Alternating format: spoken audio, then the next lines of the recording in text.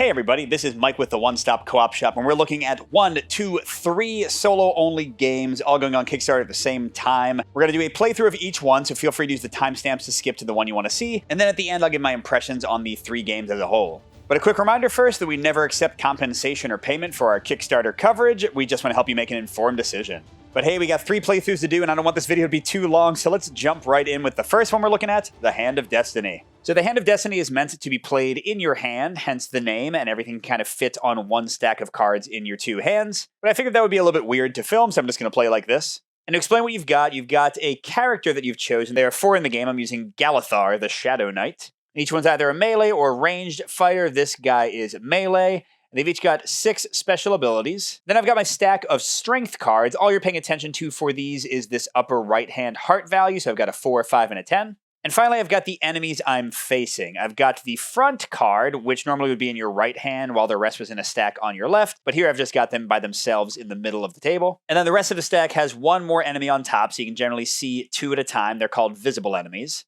And at the bottom is the boss I've chosen to face. There are 3 in the prototype I have, and this one is Alrath. And by the way, this is a prototype. You'll notice that a lot of the art is not done yet, so take everything for a grain of salt. Things could change as they go. So the very quick basic idea of the game is you have to use your abilities and your strength cards to defeat enemies equaling their health value, or you have to let them attack you, slowly covering up your 6 spots, which are also your health. And you want to get all the way through and defeat the boss before you run out of hit points. And once you do, you get to jaunt on over to the item shop to potentially buy weapons and potions. And then you do it again, but this time against the level 2 boss, and then the level 3 boss, and then the level 4 boss. If you can basically get through 4 waves of the game, you win completely. So let's get right into it. I'll kind of explain the rest of the rules as I go. So the monsters we can see, we've got a gelatinous cube. He's got 8 life, 1 attack value if he attacks us, 3 money if we kill him. And his ability says monsters behind the gelatinous cube cannot be attacked. Although my character is a melee character, so I can only use strength cards against the front monster anyway, so that doesn't matter as much, although some of my abilities could be used against further back enemies. And then the second enemy is the Necromancer. He's got 6 life, 1 attack. And he says when he's in the front, you swap him with one of your own strength cards with value 8 or more, so he kind of replaces a good card in your hand with a weaker one.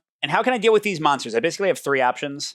I can use an ability that deals damage, such as my Shadow Spear, which says defeat a dragon or do 7 damage to a visible monster, either of these. Generally, you can use each ability twice per wave, once by discarding a strength card of any value, generally a low one, of course, or by covering up that ability, exhausting, which is basically taking damage on yourself. But unless an ability has an S, like this Dragon Master ability or Retribution, the monster goes away entirely, whereas if you use an ability with an S, or use your strength cards to defeat a monster, and they are worth the amount of attack, and you can combine them equal to their value. So for example, I could use this 4 and this 5 to do a 9 attack against the 8 gelatinous cube. If you defeat a monster with that, again an S ability or strength cards, they become a new strength card in your hand. So that's generally what you want to do to actually be able to survive through the entire wave. Now the third option is just to let them attack you, like let the gelatinous cube do 1 damage, I cover up one of my abilities, and we go from there. And actually in this case I think I'm going to do that, because I don't love that I'd have to use both my cards or my best card to defeat this guy. And also, Galithar has a stock ability. This means I can use it as many times as I want that says when you take damage, deal 9 damage to the front monster.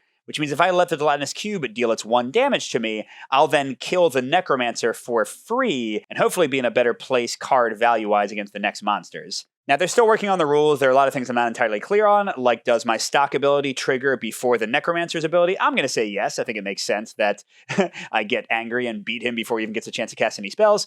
So I'll just go ahead and use this gelatinous cube to cover up. I'll get rid of my stun spell, which would have prevented a front position power from triggering. Not that interested in that one. So that guy dies, but I don't get him to my hand because taking damage does not put them in your strength stack. And also this ability does not have an S, so Shadow Spearing this guy for 7 damage and killing him doesn't put him in my strength stack either. All right, we have 2 new enemies. Oh my gosh, a Basilisk. If you take Basilisk damage, also take the damage of other visible monsters, and he's an 11, so I don't want to get hurt by him. And the Demogorgon also has 2 damage, 9 hearts, magic. When he moves to the front, I take 1 damage automatically? Ugh. Alright, so the only way to defeat the Basilisk is like with a 10 and a 4. I guess I'll do that. So I'm beating him with these. 14 is equal to or greater than his life. But then when this guy moves up, he hits me for 1 automatically. And I think I'm going to cover up Intimidate, which lets me swap a level 1 and level 2 monster. Because I do like my little Shadow Spear to be able to hit the second enemy when I need to.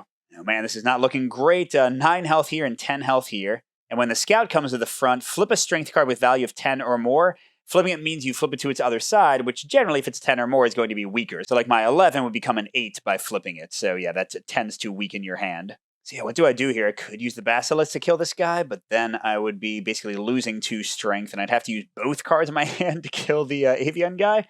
Yeah, it's not great, and unfortunately none of my abilities really help me. I have bonuses against dragons, but none have come up yet. Alright, I'm not really sure. I guess we'll have the Basilisk defeat this guy, so I get his 9. But now as he comes up to the front, I have to flip my best card, my 9. It becomes a 7. I've only got 12 strength total there. Oh, and the Shaman says, immediately flip or rotate another visible monster of your choice. Oh, actually, that is not bad. And again, I'm not sure of the timing here. Like, this guy came to the front at the same time that he was revealed in the second spot. So maybe I can choose the order? I hope they clear those kind of things up. So I'm going to say that I could trigger the Shaman to flip that guy before he did his front ability. So now instead we have an oddity. You may not use strength cards with odd number values. That is a problem. Because that's all I have at the moment. But I do have an ability that could get me 6 damage. Retribution says attack equal to 3 times the current damage on your hero, which is 2 damage. That would be 6 damage. And it does have an S, so I would actually get this 6 card. But to use that ability, I have to either hurt myself 1 more to go to it, or I have to discard another strength card. So if I discarded the 5 to get a 6, it would barely be a bonus for me. So maybe I'll hurt myself, and that gets me the 6 for free, but at least I'm back up to 3 cards. And that 10 guy comes out, and let's see, ooh, finally a dragon. Dragon, discard visible creatures and add their hit points to Forest Dragon. So there are no visible creatures. This guy's a magic type, so they sometimes refer to the types on the cards. And I guess here I could do the 5 and the 6 to defeat this guy. That seems to make the most sense, so let's do that and get the 10. All right, and that Forest Dragon is coming out, and let's see. This guy says, Watcher, rotate visible cards behind Watcher to the highest hit point monster. Well, there are going to be no visible cards. There's just the boss, so that won't apply. So I just have to defeat these guys to get to the boss, and then we'll see how I can do. Now, I could hurt myself again to use Shadow Spear. That defeats any dragon, so I would defeat the Forest Dragon, but I would not get the 8. I don't think it's really worth it. My values already line up pretty well. I'll use 9 to get the 8 guy. 7 guy comes out. And we'll get to how the boss fights in a second. His abilities won't apply until I defeat this guy, so we'll use the 8 to defeat him.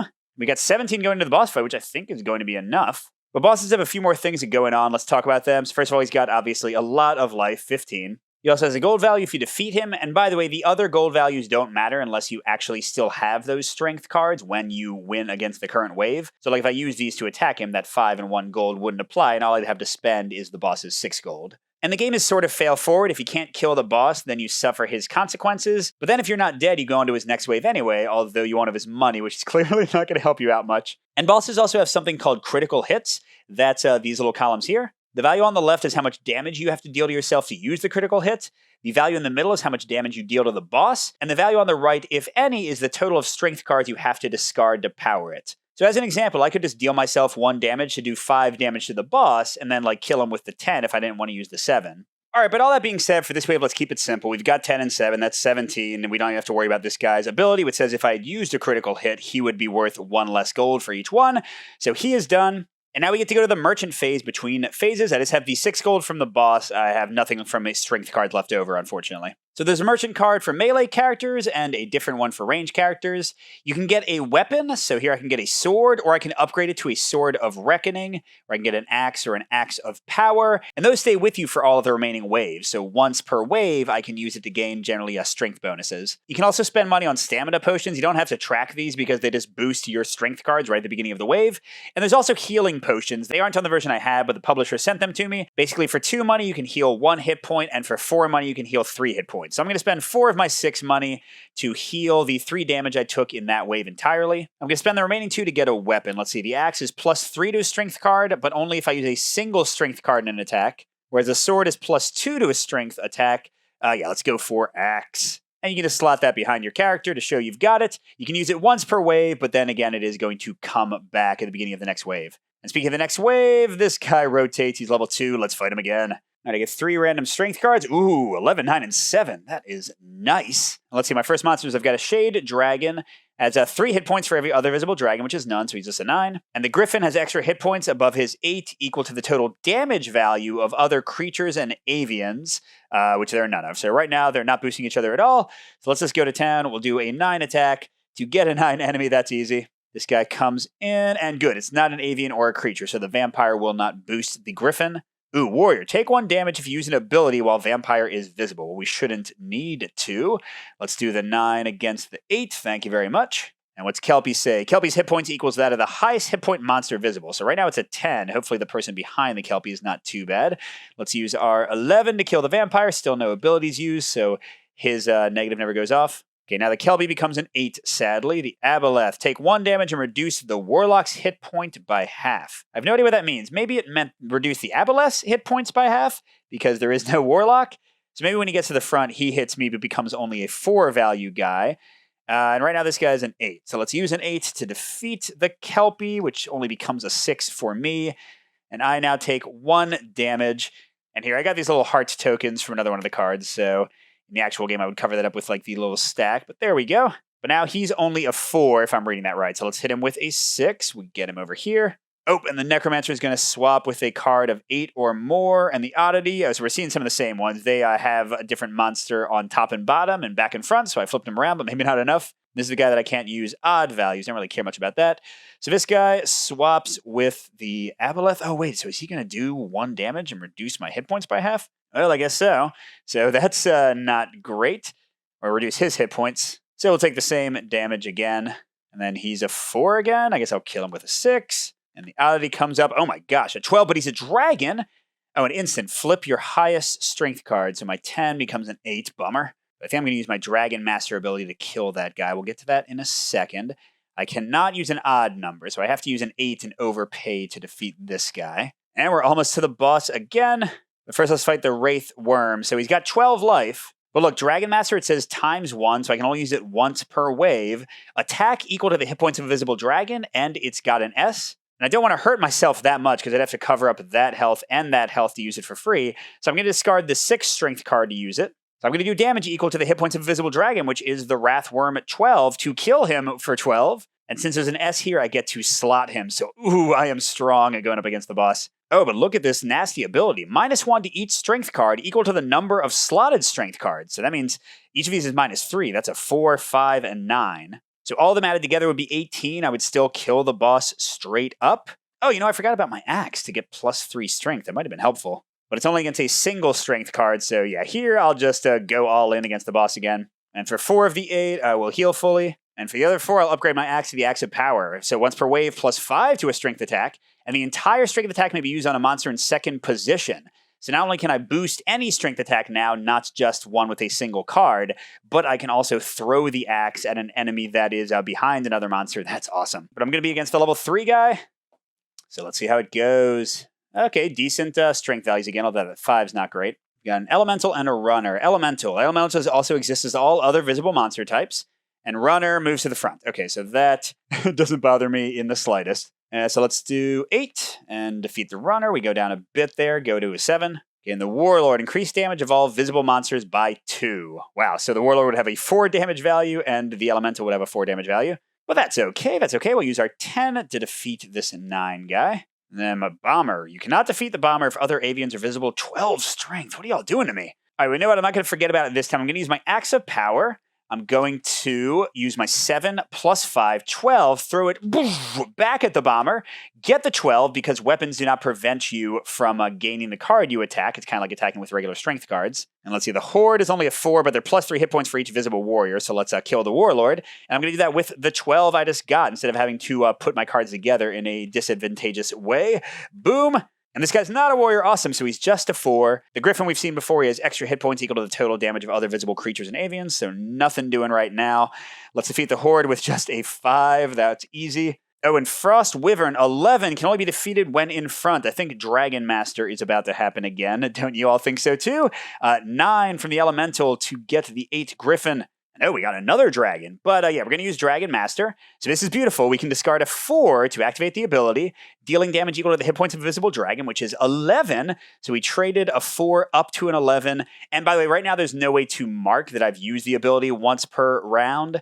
So, you just have to remember, but it's not too big a deal. All right, and then we've got the Shade Dragon. He's +3 hit points for every other visible dragon, which is none. So yeah, I mean, a lot of 11s. Let's just hit him like that. And what's the level 3 boss doing? All-Seeing. Reduce your strength card values by their damage values. So they're all 2s. That makes it easy. So 7, 6, and 9. So sadly, even though I'm going to overpay, I kind of have to use all 3 of these. So boom, you're dead, buddy. Actually, wait, I guess I could use a critical hit, right? Take some damage, then buy a potion to heal it. Yeah, if I wanted to get more money, I guess that would make sense. I could take 1 damage to activate that critical hit. I would have to discard an 8. That would give me 16 attack, and then if I use the 9, that would get me to 25, or I guess a little bit less than that, but still more than enough. So I'd have 1 damage, but now I'd have the boss's 10 gold plus the 6 gold from this card left over, and then it's discarded. So I'd have 16 gold? What do I even do with that much? I mean, I need 2 to heal. Now I've got 14 gold left. I already have the best weapon I can get. So I can basically buy a bunch of stamina potions that'll give me extra strength on the first combat of the wave. Okay. Yeah, well, let's say I buy so many that I can kill like anybody with the weakest card. So here we go, grinding up to the final level of the boss. Oh, and oof, 5, 3, and 9. But again, we're saying that I got myself like plus 10 strength on the first combat. So the thing should be pretty easy. We got a forest dragon. Discard visible creatures and add their hit points to forest dragon. No. And shade dragon is stronger for every other visible dragon. So yeah, we're going to say with all my bonuses that this 3 is enough to kill him from the stamina potions I would have spent my extra money on.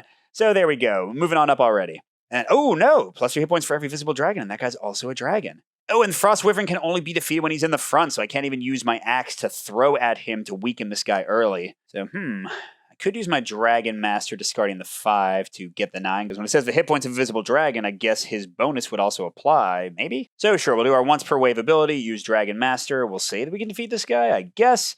And here comes Frost Wyvern. Now let's see, add hit points to Harpy equal to its position in line. So if it's in front, it gets plus 1 to 9. If it's second, it gets plus 2 to 10. I guess that's what that means. And oh, geez, I'm realizing this is not the best.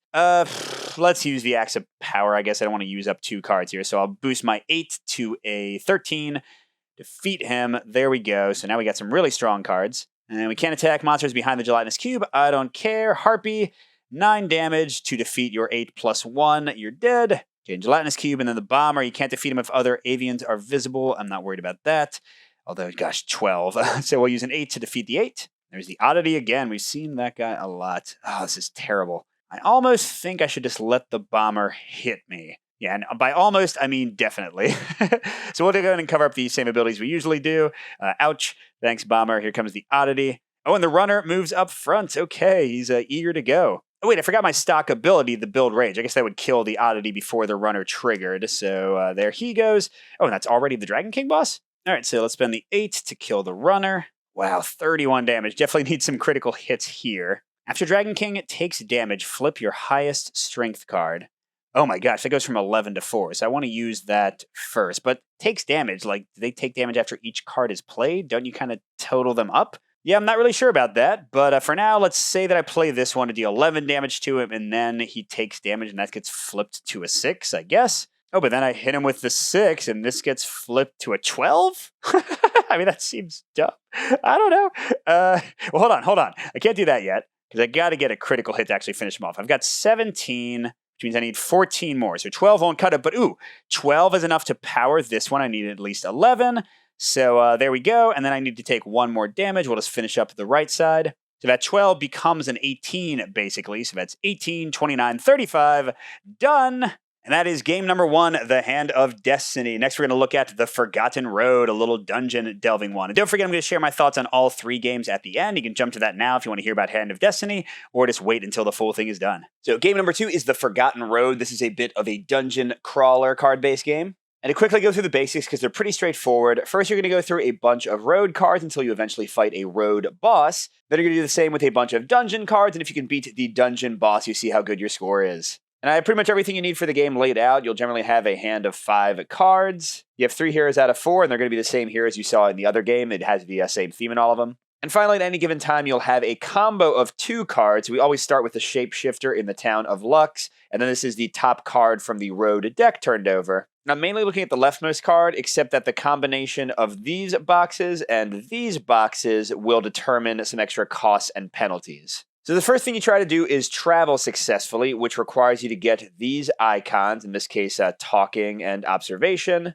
And the penalty for failing to do so is over here, which means I'd have to divide up 2 damage among my heroes. You lose if all of your heroes are defeated at the same time, which means they have all taken 4 damage. You also lose if the entire action deck and your hand runs out, if you run out of cards, although once per game you have a little rest token you can use to reshuffle the deck. But if you go through your cards too quickly, that can definitely be a problem. To deal with the traveling, you roll 3 dice. 4 of the sides have the 4 different symbols you might need for traveling. One of them gives you some money but doesn't help you at all. And one of them is a wild, but you have to hurt one of your heroes by 1 damage to use it. You can additionally discard your action cards to deal with the icons to see that each one has an icon, or in some cases a wild. And finally, each of your heroes has an ability at the bottom or an icon at the top. In either case, you can exhaust them, but not actually defeat them yet, so they can still take damage. Next, you go into fighting the enemy. You have to deal this much damage. If you fail or choose not to do so, you have to suffer this consequence.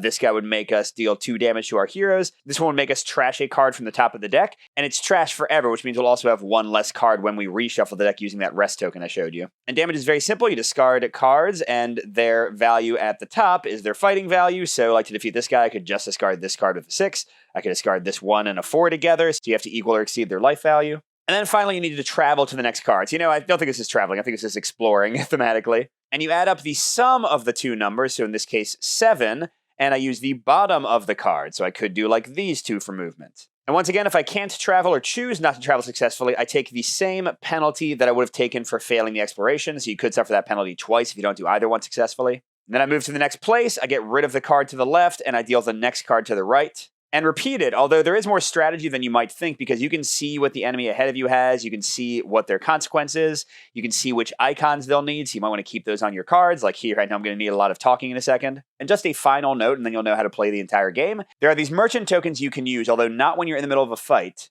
And defeating enemies in some of your die rolls, as you saw, will get you gold. And you'll flip over potions, which you can use for bonuses like unexhausting your heroes, so you can use their powers again, or healing yourselves, that kind of stuff. All right, but let's go to it and explore Lux. So we're looking for talk and eyeball. And, ooh, okay, that's not too bad. So we can do that without spending anything extra. That'll be a wild if we damage one of our people, and that'll be the talking. We don't need that sword. And I'll damage a Forest because he's the one without art yet, and he doesn't deserve to live. Okay, now we got to fight the Shapeshifter with 5 life. And this might be obvious, but you generally want to use cards that have more fighting than movement, so you're not kind of wasting their potential. So I've got some 6s. That would be way better than using this 1, which could be a 4 for movement. That would be a total waste to use it for the 1. So yeah, let's get rid of one of my 2 1s here. So that goes to the discard pile. And again, I'll get to reshuffle my deck once for the entire game. He's defeated, and I get 1 gold. And then I got to do 7 to travel to the Scorched Village. So 4 and 3. Yeah, I mean, the wild is a nice thing to hang on to, but I guess I can get rid of that. And then do I want to get rid of the sword or the boot? Well, neither one is needed up here. Oh man, that's really a rough thing. Maybe I should keep the star just in case I don't roll all of those. Yeah, because also none of my heroes can give me talking. But if I do 4 and 4, I'm wasting the 6 fight. Okay, fine, we'll do this. And we make it to the Scorched Village. And up ahead we can see the Black Step. Very light travel requirements this time. And our penalty is once again 2 hearts. We draw back up to 5 if we can. If we couldn't, we just would not draw and have to deal with what's in our hand. Remember, if our entire hand and deck run out, then we lose. And man, I did not get a single talking, so pretty good chance I'll be taking the 2 damage here. Oh, wow. Never mind. I got a talking and a wild if I take 1 damage, so that's better than 2 damage. Barely, I guess, or half as good. And sure, I know some potions just heal 1 person, so I guess we can stack until we get to 3 on him. Now the Firewolves, we'd have to trash a card or fight for 4. Well, it seems to make sense. Oh my gosh. Got a ton of the same card. Yes, the 6 move is better, but the 4th fight, I don't want to have like too many of the same icon in my hand, so we'll spend this to defeat him and get 1 gold. And then I think I'll spend one of these 6s as well to move for 5 and not take 2 damage. All right, so after we defeat the Phantom at the Black Step, we're going to go to the Grimwood and fight the Lesh. And this is not good. This means automatically defeat one of your characters, although that's another good reason to have one of them sitting at 3 life, because then it's just like taking 1 damage. But yeah, we don't want that to happen. Now, luckily, yes, we've got both those icons, so in a terrible case, we could spend some cards to not have it happen. Okay, we got an eyeball, but we need the sword. So I could exhaust our old friend Galithar to get the sword, although I'd be losing out on +8 to a fight card in the future. Or I could discard my only sword card, but man, that's a great card. 6 fight or 4 move. But yeah, I don't want to defeat a hero straight up, so let's do the card for now. Well, there are a lot of potions that unexhaust people. Okay, I'm going to exhaust Galithar to get the sword and not suffer that. To explore the Black Step, let's go see the Phantom. So 5 attack or take 2 damage. Let's see. Okay, on the next card, we need a ton of eyeballs, so that we're going to be totally fine for. Oh, but man, the traveling is going to be terrible because we need 7 and everything is really high, so we'll waste a lot. Although we could use a Forest's ability to add a die roll, a d6, to a fight or move card. Yeah, I think that'll probably work. So with that in mind, let's use this card to defeat the Phantom. We have 4 total, by the way, but since we can only go to the merchant twice, I try to save it up as much as I possibly can. Now 7 movement, or we could defeat somebody. All right, so I'm going to use this, and I'll exhaust a forest, add +1 die to a fighter move card. And since I just need 1 more over the 6 move to get to 7, I'm not even going to roll the die. So maybe it was a big waste, but at least I know it's going to work. All right, so to explore the Grimwood, we need 2 eyes. Otherwise, we have to trash 2 cards from the top of the deck, which, again, is kind of like losing 4 cards because you'll lose them again when you go through the deck. 9 life, or take 3 damage. Ouch. And 7 movement. This is a tough one overall. All right, come on, give me some eyeballs. Ooh. Now, I could use Alora. She lets me reroll 1 to 3 dice. Since all of those missed, yeah, let's try it out. This seems like the best chance for her to succeed. Just give me 1, then I can discard a card. Just give me, okay, I'll take that. That's 1 eyeball, and then I can take a damage for another one. And we'll get a forest to just about defeated. So now if we had to do one of those skull icons, I would not mind. So that explores the Grimwood. Now the Lesh, 9 life. So the 6 fight, and 3, yes, I like that. That uses both these cards to the max of their ability. That does 9 damage, and we get 3 gold. We're at 7 overall, and then we got to move. Once again, we're going to be a little bit wasteful here. But it's better to spend 2 cards from my hand than lose 2 cards permanently. Now I see that I need a talking next. I could keep this just for that, but its values are so crappy. Nah, we'll go for that. That's 9 move, 2 more than we need. Man, that was clearly a tough turn. We went through everything, and all of our characters are exhausted now. All right, but good. I drew a wild that should help out. Although, the Plane of Fear is only trashing 1 card. So if things don't go well, I might not have to worry about that. And by the way, you go through 6 road cards before you get to the boss, so I'm almost there. All right, let's see how we do exploring the Plains of Fear. What we need? Walking and talking. Oof. And yeah, I didn't get any of them unless I take a damage. So I am, for the first time, going to just lose a card and suffer the consequence. And I don't know if I'm supposed to look at it. Oh, man, one of those good fighting cards. I will. And that is gone, gone, gone. We will never see it again, even when we go back through the deck. And now we got to fight the Golem. He's only a 6, but he would do 3 damage. Wow, so he is kind of overcosted. One of these for 4. And then the star, although I like having stars, but I don't want to waste my values too much. We're at 9, so kind of close where we might want to go to the merchant. The items tend to cost like between 3 and 5, and you draw up to 3 of them. So like if you have like 15 money, you can generally buy everything that they show you. But anything less than that, you might not do as well. Okay, and then 5. I could just trash a card again, but it doesn't seem worth it when I can pay for it. I need foot and eyeball next time, so I guess I'll use the foot, and that way I have both types covered if the cost is really bad. All right, and this is the last regular road card before we get to the boss. Another minor cost here if we can't do the exploration or the travel. The boss is very easy, but wow, there is a tough guy coming up, 8 life, and kills one of us. Although, again, with the forest already at 3 damage, that's not so bad. All right, so we need feet and eyeballs.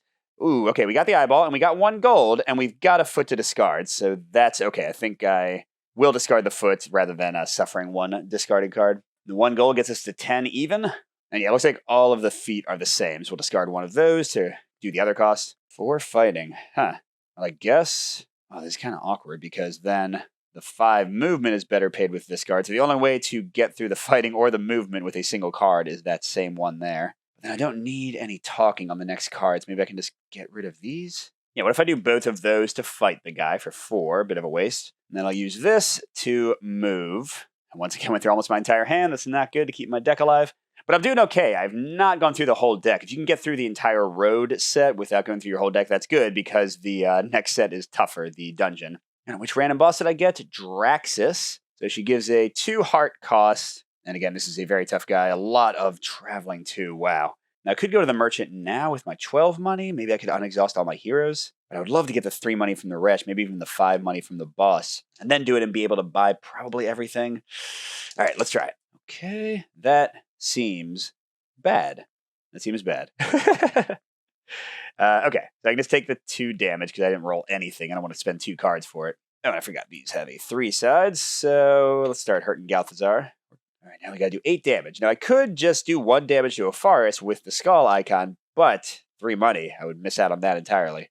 Oof, my card values are terrible here. You get to 8 and then 8 again. I don't think there's even any way to add up to that, right? Yeah, because I'll have to use 3 cards to get to 8, and then I clearly won't be able to travel. So I'm going to take another 2 damage. Wow, my whole team will be a mess. I'm definitely going to go to the merchant before I actually fight the boss then. All right, so with that in mind, let's just kill this guy. This is so terrible. 9, we'll leave the 4 mover. Should we leave the star? So 3 money gets us to an even 15. We'll get Galithar to a full 3 and put 1 on Alora. And we'll move to the boss. The boss works the same as everything else, except like this is the expiration cost.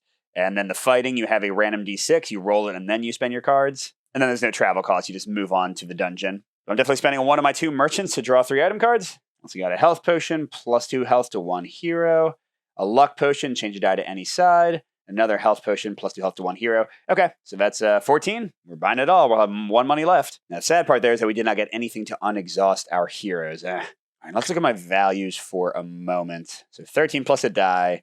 9, 11, 16, 18. So only if she rolls a 6 for her bonus will we be unable to defeat her if we have every card in our hand. That's assuming the expiration doesn't get us. But we can use the luck potion to change her die roll if we need to, so we should be okay no matter what, I think. And I'm not going to use my healing potions yet because if something catastrophic happens and we have to defeat one of our heroes, I'd rather them be really hurt. All right, so here we go. We want feet and talking. Feet and talking. Who? Okay, so we can get 1 by taking a damage. That'll put us really close to death. And then I guess the talking is the weaker of the 2. Well, no, I think I'm going to use the star because all I need is fighting right now, not movement. So 3 is better than 2 there. Okay, so we'll use this. We'll take a damage. Lord, help us to get the star. But we survived that, and now we're fighting her. Let's pray. Her roll is not too good. Awesome, a 2. So she's a 15 total, which I think I should have 6, 11, 14, 16. Okay. There we go. Perfect attack. Great. There are 3 cards left, by the way. All right, so now we're going into the dungeon. We get a dungeon entrance with goblins. That will always be in play, plus a prison and an ogre. And again, art will be coming eventually. And a fairly important detail, we don't draw up to 5, or in this case 3, that's all that's left in the deck, until we go onto a location and see how things look. But we have to choose to do that before we draw these 3. So we'd kind of waste the chance to draw 3 cards.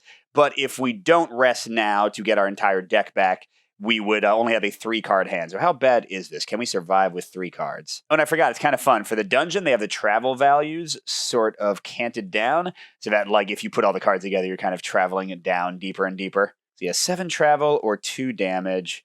3 fight, we can certainly beat that. Should I just try to deal with 3 cards? I have no heroes to help me, though. But you know what? Let's do it. Let's do it. I want to play dangerously and really maintain my stuff. Okay. Those are not the worst cards ever. I might have to take 2 damage, so let's go ahead and use one of our healing potions, and I guess fully heal Alora. That way if we fail this exploration, which hopefully we won't. I'd rather succeed at the exploration and then not be able to spend the 7 travel.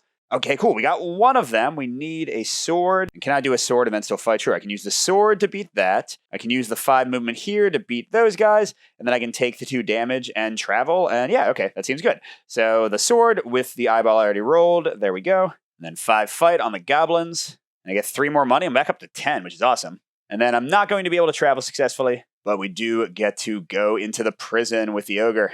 And now I have literally 0 action cards left, so we'll use our once per game rest, reshuffle all of these, and draw back up to 5. All right, and there we go. Not very high fight values, and that ogre is strong, although these 2 by themselves could defeat him. What's interesting is that the exploration cost, if we can't get 2 eyeballs, which might be tough, is losing 4 money. So I could choose to use my final merchant, buy probably 2 items out of the 3 I draw, and then tank that and the travel at no cost whatsoever if I don't care about the money anyway. Of course, that is giving up the chance to build up some more money and get 3 items instead of 2, but I like that. That will really help me maintain some cards in my hands. I'm going to spend my final merchant. At higher difficulties, I can only go to the merchant once, so I would not be able to do this. And I'll have 10 gold. Once again, I draw 3, +1 to all living heroes. That's a large health potion, a regular health potion, and +1 to move card. Wow. I did not get any of the unexhausting cards, and there are a lot of them in the deck. All right, so yeah, I'm going to buy both of these, the healing and the agility potion. But at this point, my heroes are just meat shields. I don't care about whether they get defeated or not because they're never going to be able to use their ability again anyway. And that joins my other healing stuff. All right. And we won't use that healing yet because nothing here will hurt us. So let's roll. Not that we care too much because we spent all but 1 of our money. And, we get a money back, but then they steal it. So we are down to 0 money. Not that that's a problem. We're going here for 8 attack. Now, I do see that if I use the 5 and the 4, my hand will be very low on attack for next time, but the cursed armor is super easy, and worst case, I can just take 1 damage from him. So let's still do the smart thing here, which actually I don't really care about. I guess I could just let him hit me and just defeat one of my guys, although your score is higher if your heroes aren't defeated. So I guess if I'm playing to get a higher score, I don't want to do that. And I think money might help your score as well, so sure, we'll take 3 money and defeat the ogre. Although we're not getting that money because I'm going to go ahead and let us fail at the movement. That's okay, we're definitely managing our hand well. We got a gelatinous cube in a pit after we deal with this cursed armor in a shrine. Ooh, and we've got defeat a hero if we don't get 2 talking, although we do have 2 talking cards in our hands, so not too worried about that. Yes, okay, so we'll discard 1 of those talking cards for the other one and not have to defeat a hero, although again, that's mainly for score. I don't worry too much about taking 1 damage. And speaking of, that brings us down to the Cursed Armor, and no, I don't want to defeat him. I'll just take 1 damage, which puts everyone at max damage, and then 4 movement. Perfect, we'll use this to get over there. And yeah, before we do anything else, in case we roll stars on the dice, let's use my health potion to make Alora healed again. But I'll keep the rest hurt for flexibility, I guess. All right, we got to deal with the gelatinous cube. We got 2 damage if we fail this check. Now, come on, give me feet and eyes. Oh, okay, no eyeball. Which is not great because my eyeball is my best card. Although, I guess I can use the star. So there we go. That'll be the eyeball for me. Okay, and then 6 life or take 3 damage. No, I think we'll just one-shot that guy. And then, oh my gosh, 10 move or 2 damage? Well, here, let's use our agility potion. If you roll a 4, 5, or 6, we can combine it with the 6 and just get through that in 1. And worst case, if we roll a 1, we can just use 2 cards instead of 3 to get by. So this becomes a 12, more than enough, and we get by safely to the summoning room with the shaman. All right, and -5 gold again, so I don't care, right? I don't care. I guess I did defeat the gelatinous cube, so I have a single money. But yeah, unless I just roll that perfectly, I'm not even going to worry about it. Now, hopefully I'm not missing some rule where, not being able to pay means you take damage instead. All right, yep, we're not going to pay that. Bye. Hey, Shaman, how are you? 4 damage. Wow. My cards are terrible for fighting. And I have enough left in my deck. I don't really want to have all these low values, so I'm actually going to use both of these to defeat the Shaman. Well, and these cards aren't great in general, and I guess maybe I want to keep some money for score. So I'm going to use these to overkill the Shaman a little bit, and then both of these to pay the 6 movement cost. I actually will keep his 2 money for at least the moment. All right, and this is the last card before we see which dungeon boss we have to face. And we got some pretty strong cards here. By the way, just to check in on my items, I have a healing potion left and a change any die to another side potion. Okay. So here we'll take 3 damage unless we get an eyeball and a foot. So maybe that luck potion will come into play. Or, boom, we can just roll it perfectly. Awesome. Then we go to the Hobgoblin, 5. We got a ton of these 5/5 feet, so sure, let's make use of it. Boom. We'll get us 2 more gold in case we care about score at the end. And then 7 movement to the arena. Looks like combo of those 2 is going to be our best bet. All right, and we can see, it's the Watcher. So he's given a 3 heart cost if we don't get 2 swords. Ouch. And then this Demogorgon is 10 life or 2 damage. So we might just use the health potion. But then look, we got to get to 3 out of the 4 icons for the Watcher or take 4 damage. Oh my gosh, that would kill us, wouldn't it? All right, yeah, this is looking a little bit scary. I wish I had more than just action cards. Worrying so much about keeping my action cards up seems like maybe a bad choice, but none of my heroes can help me with big boosts. All right, so here we go. Come on. Sword. Whoa! Oh, man. I love it. Okay, now we're on the Demogorgon. So 10 fighting, 99 traveling. What is up? Well, the traveling actually isn't too bad. I have really high values. I would love to keep the star for the Watcher, but then I don't know if I'll be able to get to 25 damage. I don't know if I'll be able to get 25 damage regardless. All right, let's see. I could do 3, 5, 10 and get rid of the wild. Then I would have just enough to move, and we'll just have some random hand going against the boss. Terrible idea. But hey, at least I'm up to 6 money. I guess that's good. Hey, Watcher. All right, come on. Give me the best cards ever. 3 fight, 2 fight. 6 fight, that's good. 1 fight. Yeah, I mean, there's no way I'm beating this guy, right? Without more abilities to boost me. So it's all about, I guess, surviving that. By the way, let's go ahead and heal for 2, because, I mean, I need to have enough life to even, suffer those 5 damage. All right, here we go. I don't think there's any chance for me to fight him successfully. Wow, wait, did I just? No, I needed talking. But yes, can I even get close to 25? 6, 10, 11, 13, 16. No, I can't. So there is nothing stopping me from using this talking card. And my luck potion will unfortunately not do anything for me. And I got to take 5 damage. So 1, 2, 3, 4. Okay, I only have to defeat 1 of them. That's not too bad. And I don't get his 5 money, but I guess I'm still thematically in some way said to have scared him out of the dungeon or something. I've got 6 money.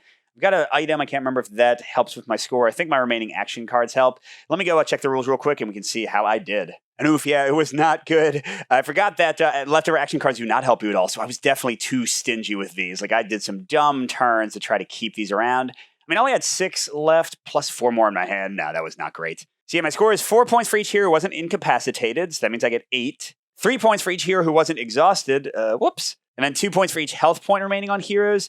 So that's 8, 10, 12 for them each having 1 health point left. And then 1 point for each money I earned. So that is 18 total. Yeah, that's not great. But my own fault for forgetting what the scoring mechanisms are. There you go. That was game number 2, The Forgotten Road. Again, I'll have my thoughts on all 3 games at the end. Let's jump into our last one. All right, here we go. Our last game is The Last Stronghold, and this is sort of a tower defense game. We've got our main stronghold of Lux, and we've got 5 locations around it, and monsters are going to spawn onto one of the 2 spots for each location. You see that we have a scout on location A and a wretch on location C to start out. Those were randomly drawn. And the turn structure is super simple. You draw the top card of the monster deck. It'll tell you where to spawn it. They'll usually have icons that add things or take things away from the board, or sometimes spawn other monsters or other tricks. Then you move your party of heroes to any one location. You get to attack the monsters there, rolling 3 dice, and you can boost this with powers generally. And if your dice results fully match all the icons on an enemy, like here I just need a sword, you can spend those dice to defeat that enemy, although I couldn't spend those dice on other enemies. But I can split them however I want. So like if this guy needed a sword and this guy needed a shield, and I rolled both those results, or a wild in this case, I could defeat them both. Additionally, locations will have treasure chests that have an eyeball icon, and you can spend a die with an eyeball or a star to get those, which will draw you a random artifact card, giving you some cool powers to use.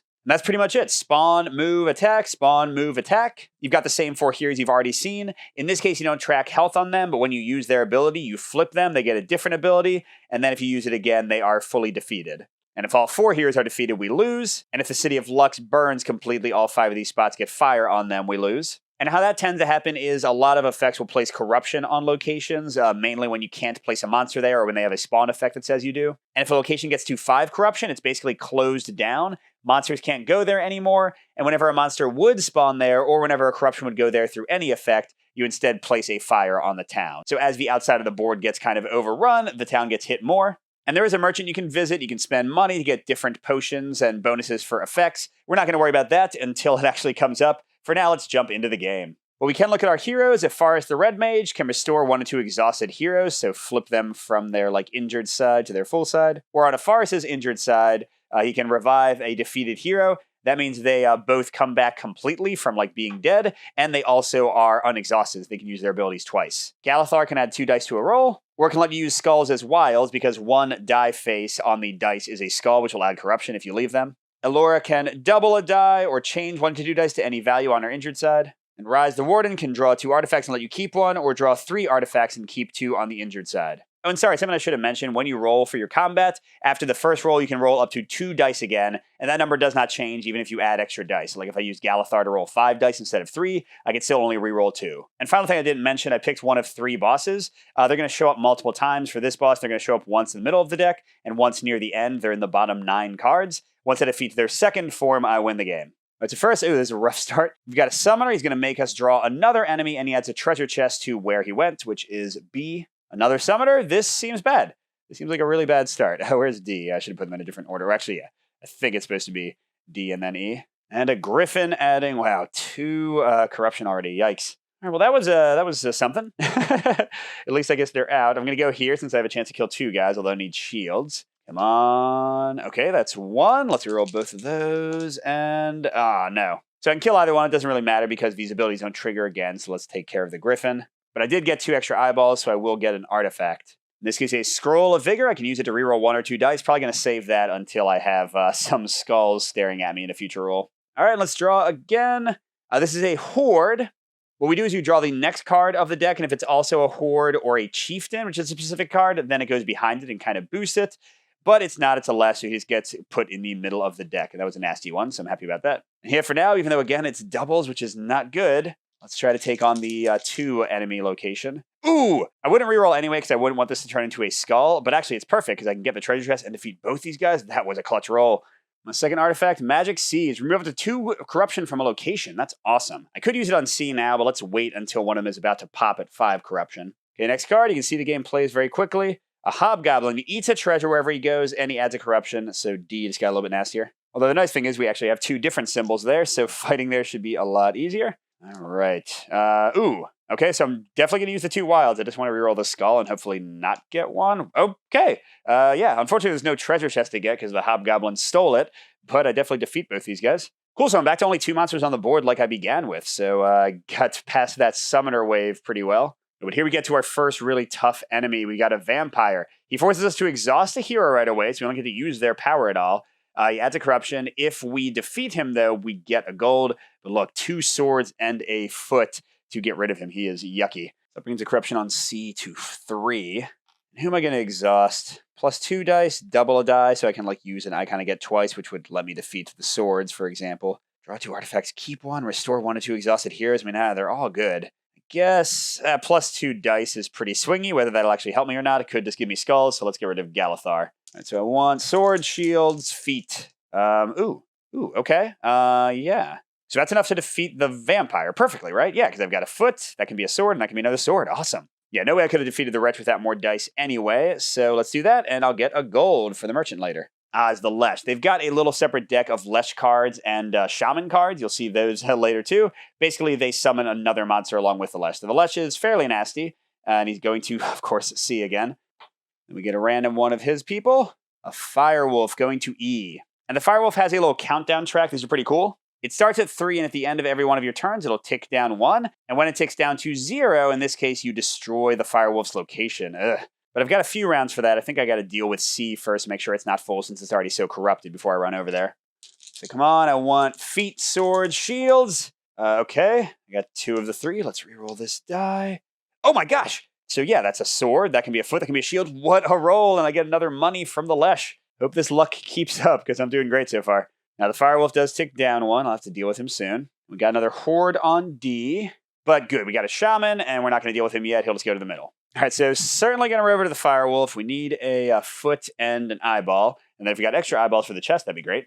Ooh, okay. No. Okay. What do we need? We need a foot. And if we do that, that'd be great, because then we could also get the chest. Yeah, but all I have is my Scroll of Vigor. Yeah, I guess I am going to use this. I don't want to waste my turn. And even though I like that extra eyeball, I'm going to reroll that and the sword. Just want a foot or a wild. A foot or a wild. Come on. Okay, that will work. Feeling very good that I didn't roll any skulls. So, Firewolf is defeated, and I have an extra icon to get another artifact. There's a Scroll of Teleportation. Move an enemy to another location can be very useful. And let's see. Chieftain. So they're not very special on their own. But again, that's the other type of card in addition to Horde that would combo with the Horde and get 2 people out for the price of 1. All right, I think I'm going to go to the Summoner's spot, because he's pretty easy to kill, and I have 2 potential treasure chests to get before other people get rid of them. The Chieftain's a little bit tougher to get rid of, so I don't necessarily need to fight him. All right, here we go. Ooh, that's pretty good. Should I roll again? I have a 1/6 chance of it becoming a skull. No, that's awesome. Okay, so the Wild can take care of the Summoner, and then I can get both of the artifacts? Wow. I've got Mordred's Mirror. Mordred is the boss I'm fighting, interestingly. Exhaust a hero to look at the top 3 encounter cards, put them back in any order. I guess that's okay. Oh, wait, exhaust a hero? What? That's a terrible card. Give me a break. Now, this is great. Change any die to a sword, so I know I can do that anytime I need to. But yeah, that mirror card, that needs some rebalancing. Give me a break. That's like the least useful thing ever. Ooh, a dragon adding 2 corruption to A. All right. This is pretty easy to kill. Yeah, I guess I'll go to A, because that's the one with the most corruption. I have all these spaces, and I have a chance to get a treasure. Okay, and that's pretty good. I can kill the dragon. And, all right, I cannot get the treasure chest, because all I have is this. Okay, another Horde on C, and we did get another Horde, so it goes like that, and I think we still fight them separately, but yeah, let's go over here, I guess. That is our corrupt place. Oof, that is not good. Reroll those. Wow, okay, bye-bye, Hordes. Cannot believe how many stars I'm rolling this game. Oh, there's a Shaman right where I was. He's adding a treasure chest. In this case, a curse on location E. And when it counts down to 0, so if I don't basically kill it this turn, it will add a corruption. Well, so yeah, definitely running over there before that happens. So I have a different mix of icons that should help me theoretically. Oh, man. Okay. Well, I needed the eyeball. Okay. Ah, man. All right, so I can defeat the Chieftain. That's okay. All right, so I'll kill this guy.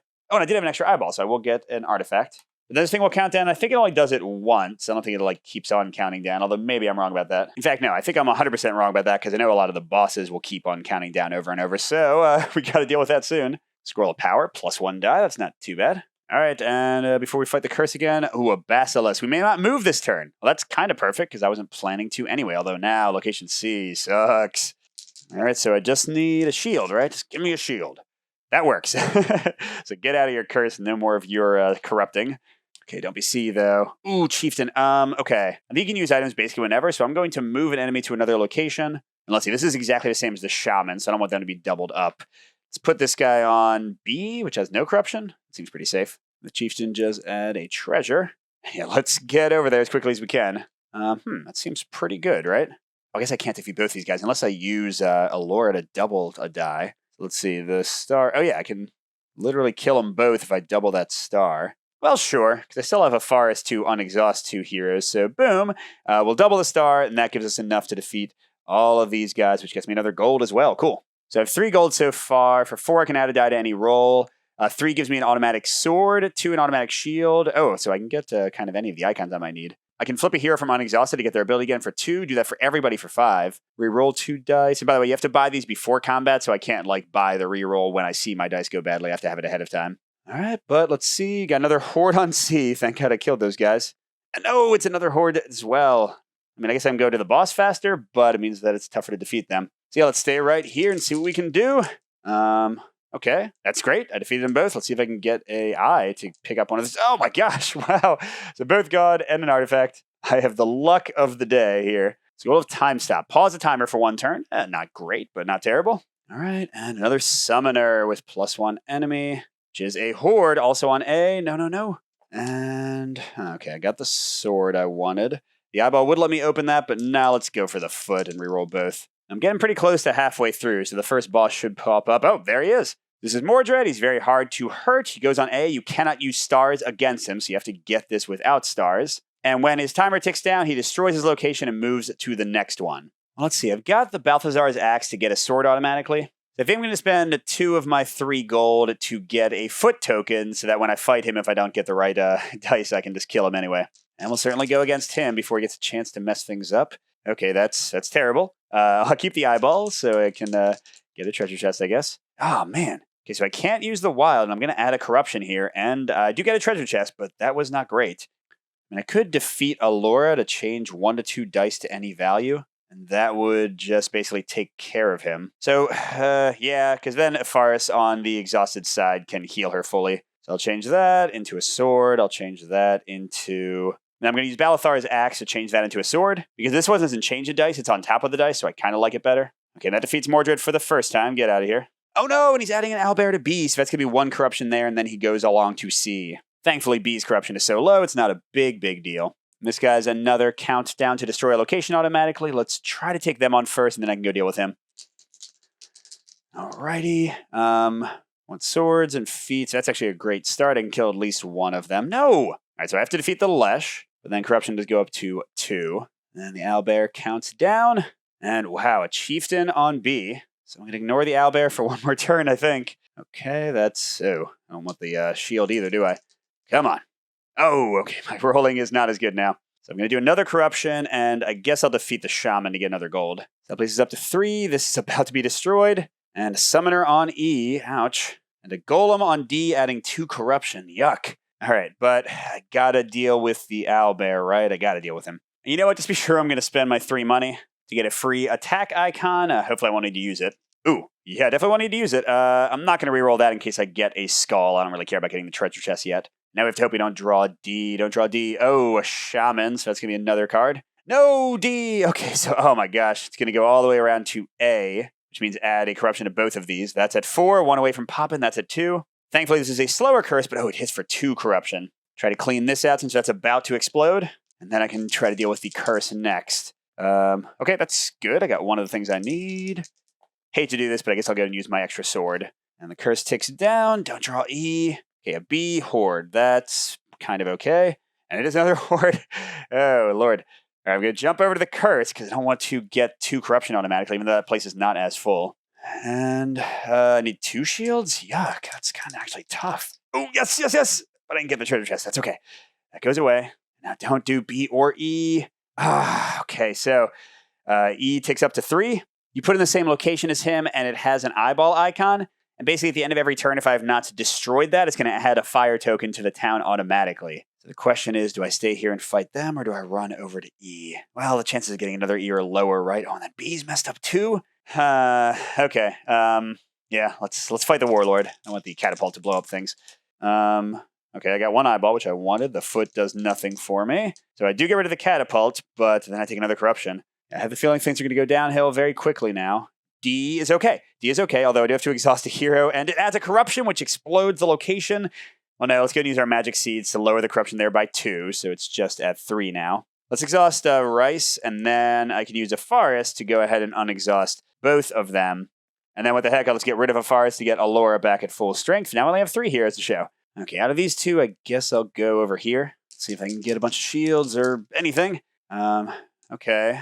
Oh, that's kind of some of the stuff I want. Let's go ahead and exhaust Galithar to get 2 more dice. Oh, okay, so I got 2 shields, so I just need the eyeball now. Come on, don't whammy me. Yes, okay, so I did defeat everybody there. Bought some breathing room for that location. No, don't add another enemy summoner. Okay, Warlord, we can fit him. Oh, but he's got another catapult, in this case, feet. So I need a foot. Well, I got extra feet, right? So, yeah, we're definitely going here. Oh, that seems pretty good. Yes. I can defeat one of the Warlords and get rid of the catapult with that. And I'll get rid of the one that doesn't need feet since I have that extra feet token just waiting for me. So awesome. That worked out pretty well. Get near the bottom of the deck. Hobgoblin. Gonna do that. He's gonna eat that treasure. He's upping the corruption here. Both these places are about to explode. Yes, I'm not even sure which one to go to. I guess here. Oh my gosh, and D is full too. Yeah, so right now if a D monster came out, he would make 2 locations pop. Let's not do that. Ooh. Okay, I do need a sword, so that part at least was all right. Darn it. Do I have anything to change a die roll? I guess I could defeat Galithar to use them as wilds. Yeah. I mean, it's just 1 location, but come on. All right, so then my dice become that, and I can defeat both of them. All right. Dragon on B. No! I got nothing to do about it. So all enemies go away when a location pops, and all treasures go away because basically it ceases to exist. In the final game, they'll have like a destroyed side to it, which won't have the treasure icons and stuff, but this version does not have that. Okay, well, hey, at least I don't have to worry about that anymore. I'm going to go to E, which is also about to explode. And, okay. I got everything except the shield. Come on, give me a shield or a wild. Yes! All right, we're making it happen. Warlord, not on D. And we get the eyeball one again. That's not great. He already needed an eyeball. Well, I hate to say it, but I think... Go there. You know what? Let's use Rise's ability to draw 2 artifacts and keep 1. I think I've seen all of the vampires, which are the only ones that like automatically damage you. Change any die to a star or +1 die. Definitely change any die to a star. When I still have my Scroll of Power to add +1 die. The pause of timer and the Mordred's Mirror don't matter at all at the moment. But I'm going to go here and I'm going to use that Scroll of Power to roll 4 dice. See if I can at least kill the vampire, if not both. Okay, so I've got a shield for this guy. And then I've got a foot for him, so let's take the chance. Or I could just get the artifact and not worry about the vampire. Yeah, let's do that. I don't want to chance into a skull that would defeat that location. So this guy's gone. I get a Monster Hunter's Bestiary. Ignore 1 icon on an enemy card. Oh, that's cool. Not sure if it'll be enough to save me. A Basilisk. I can't move this turn. Oh, crud, I forgot. I did leave that catapult, so there's 1 fire. And since I can't move this turn, I guess there's going to be another one. Let's fight this vampire. Okay, 2 swords and a foot, and I do have an extra foot, so I just really need swords. Wait, I got that treasure chest. That should not be there. All right, come on. I can only reroll 2 of these. Come on. Yeah, there's nothing I can do. I have my card that changes a single die into a wild, but I didn't roll a single sword, so that would not help. Well, but here's the thing. I don't really care about defeating the vampire. I just had to stay there because of the basilisk, so I'm not going to worry about that. Because we are getting close to the boss. I need my abilities for the boss, I think. All right, B is already gone. So this guy goes to C, adds a corruption. And that's another fire, and then another fire from the catapult. Got to go kill that right now. Because the town is almost fallen. That guy eats a treasure chest. Let's go over here. So I got to get an eyeball for the catapult and so much other stuff. Seems pretty good. Eyeball and sword. And then a shield. I don't need the shield. And I don't have the eyeball for the catapult yet. Let's re-roll this. I could exhaust Alora to double the eyeball. Let's do that. So that way I can use the eyeball on the Warlord and on the catapult. So I don't defeat the Basilisk, but I do clear out that location a bit. Horde on E. Wow, glad I did that. And it is another Horde. Oh my gosh. All right, I guess I need a lot of swords and feet. Ooh, that's a good start. Okay, what can I do? I can defeat one of the Horde guys and the Basilisk. So there's still 1 card there, but that's all right. That's a great roll, and we're in the final set of cards. The boss can come out any moment. Chieftain on A. Don't even care about that. Which kind of raises the question, where do I want to go now? I mean, every location is about to pop. I think where I am is the best because I can get an artifact and defeat an easy enemy. That will not do it. But do I take the chance and roll? I don't think I do. I'm just going to kill the Horde. All right, and next is a Golem on E. Oh, crud. I can ignore 1 icon on an enemy, but not 2. And yeah, I asked the publisher about this. I think this pops, and the second corruption adds a fire. So maybe I should ignore that icon. Yeah, I'll ignore the second skull so that I don't have to put a fire here yet. And he goes away. That's the one good thing. But so does everything else. And bye-bye. All right, yeah, let's go where the chieftain is since it has a treasure. Come on, where are you, boss? Give me some eyeballs, and then I need swords. I don't want to roll and get a skull. No, I'm just going to stop. I'm just going to take the treasure. Ooh, change a die to an eyeball. I like that. So now I've got some flexibility with my tokens and stuff. Come on, boss. A warlord on E that adds a fire because there's nowhere for him to go, which means you're 1 away from defeat, and he's adding a catapult, and it's a shield catapult. Wow. Okay, we gotta deal with this. Where are you, boss? Pop on out. Oh, that seems good. That seems good. I can defeat this guy. Oh, wait. I can defeat the catapult. You mean a sword would fit either of them. Both of these fit one of the things I need. Wait, I can get a foot no matter what. So let's re-roll the foot and the eyeball to try to get a sword, I guess. Okay, wait, that didn't do anything, did it? No, it didn't. Wow. So yeah, if I defeat the catapult, I can't defeat either of them. So I got to hope that nobody goes to E or D, I guess. A warlord to C. Oh my gosh, I'm actually still alive. We get a foot catapult. Clearly got to kill that this turn. There are only 3 cards left. The boss was in the bottom 9. Where are you? All right. So I got to kill this guy, and then just got to hope that the boss comes out or I don't spawn wrong. No. I don't really want the eyeball either. Gosh, come on. Oh my gosh. Yeah, so I'll kill the warlord and defeat that. I get a gold, which means I have 2 gold, so I can do something. I can get a shield token or a foot token. I can get some free rerolls. I think I'm going to wait for the shield or the foot. After I see, come on, the boss is right here. The boss is right here. It's a vampire. It can't fit. We lose. Come on. Oh, no, wait. Do we lose? Yeah, because this place would pop since he can't be placed there. Then he would be placed here, but he couldn't, and that would explode the town. Darn it. All right, come on. Where was he? He was second. All right, we're going to pretend that we drew this guy just to see how it goes. He goes to the town. He does not go to a place. We don't have to worry about that. Once again, we can't use wilds on him, and he just destroys the town if we don't kill him in a few turns. Let's try it out. So this is, again, a after-the-fact, trying to win kind of thing. Let's go ahead and defeat Rise to draw. Oh, no, that's right. If I defeat everybody, then I lose. So I'd rather have changed 1 and 2 dice to any values. And I'll spend my 2 money to get a shield. And I already have a foot, so all I got to do is roll a sword or use a Laura to change a sword to something. Oh, my gosh. What are you doing to me? Well, you know what? I'm going to defeat a Laura to change one of those to a sword, change another one to a shield, doesn't really matter. I can use my free foot, and he's defeated. So I definitely had the stuff to go. It's just he was so close to the bottom, the game was not being nice to me. So that was the Last Stronghold, and if you've watched this far, it's time for me to share my thoughts on all 3, so stay tuned.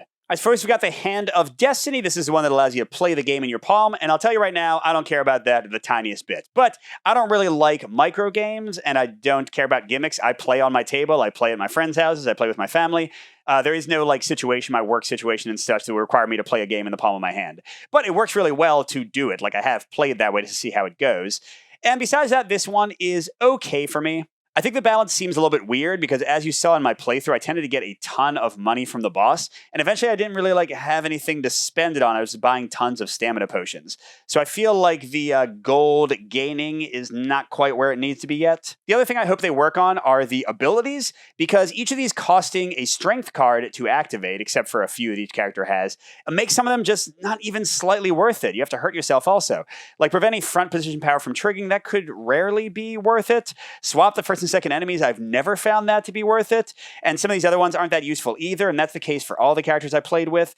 So I would love for them to make every ability interesting and make you want to use it because they feel cool. But to discard a strength card which could fight somebody, and not only could fight somebody, but defeating them with strength cards is the main way to get them to add to your hand. So it's even more expensive to use these. I just feel like they are not generally costed right yet. So it's something that could definitely improve, but I don't love the abilities on the characters yet because they often aren't as interesting as I would like them to be. Besides that, this is fine, this is fun, it's quick. You're pretty much in most cases just trading out cards in your hand for the same or slightly weaker cards from the enemies and just trying to kind of last as long as you can. So it can be fairly exciting. It's just kind of like a regular solitaire survival game. Doesn't impress me too much. This is definitely the weakest of the 3 for me, but it's not bad. It's just not really to my taste. Like I said, I don't like micro games. I don't need games that play in like 10 minutes. So this one is not really hitting my buttons anyway. And then next we have the Forgotten Road. This is my favorite of the bunch. This is the like little dungeon crawler we were going through the cards. And here's the thing I like about this one that puts it to the top of the pack for me. It feels the least random. All of these are quick games. All of them are somewhat random, and that's fine. But the fact that I can not only see what I'm dealing with in this current turn and what my hand contains, but also a lot of information on what I'm going to deal with next turn, just that small touch really makes this feel more interesting tactically as I kind of determine how I want to use my cards. And on top of that, the fact that eating a penalty is always an option, taking the penalty is always an option, it makes it so much more interesting. You really have great choices on each turn with this game. And add on that you don't know how long the action card deck will last, and you have to kind of carefully choose which cards you want to use, when you want to use your hero's abilities. Yeah, I think this one is a lot of fun. It's just as quick as the other ones, but I think the choices are the best. I find this the most tactically interesting. So the Forgotten Road is certainly my top one. And just to mention one other thing, I love how the dice work because they don't really feel like they're punishing you too often. You get gold on the blank side. On the other side, you take a damage for a wild.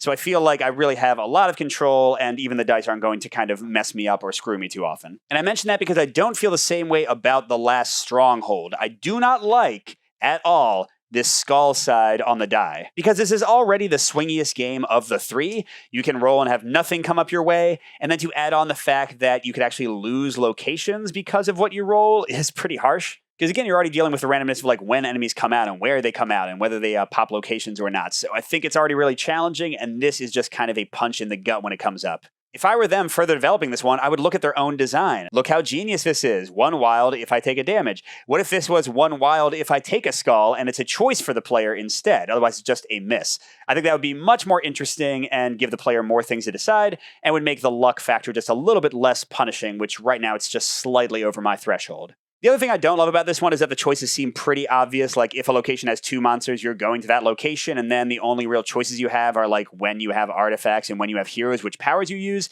Besides that, it pretty much comes down to what you roll. But putting that to the side, I don't want you to think I hate this game. I think it plays incredibly quickly. It's a lot of fun. The variety in play is very cool. I compare it favorably to Tiny Epic Defenders. It has a very similar feel to that one. And even though the dice rolling can be frustrating, it's also exciting. This is certainly the most tense and most potentially exciting game out of the three. And like I said, it just plays so dang quickly, but it feels fairly epic as you're trying to survive. It has nice variety with the different bosses you can face. So yeah, I think a few tweaks to the Last Stronghold, maybe making this skull not so punishing, would make it very good for me, probably as good as the Forgotten Road, because I do enjoy both of these more than Hand of Destiny. Oh, and also, come on guys, fix this Mordred's Mirror. Don't make me exhaust a hero, just let me look at the top 3 cards. I think the artifacts in general could be a little bit more exciting. Some of them are fairly dull, and I think it's more fun for players to have an exciting experience when they draw a card and choose to use it than just what that one offers. All right, so that is it. I got to organize all of these now for all this recording. Last Stronghold, Forgotten Road, Hand of Destiny, all pretty fun. I would put, again, Forgotten Road at the top. Last Stronghold is close behind, especially if they make a few changes to it. Hand of Destiny might work for those of you who like quick microgames or like that whole palm idea. It doesn't do much for me, but I still have a little bit of fun with the game. And if you made it through this whole thing, thanks so much for watching. Hope this was useful, and I'll see you at the next stop.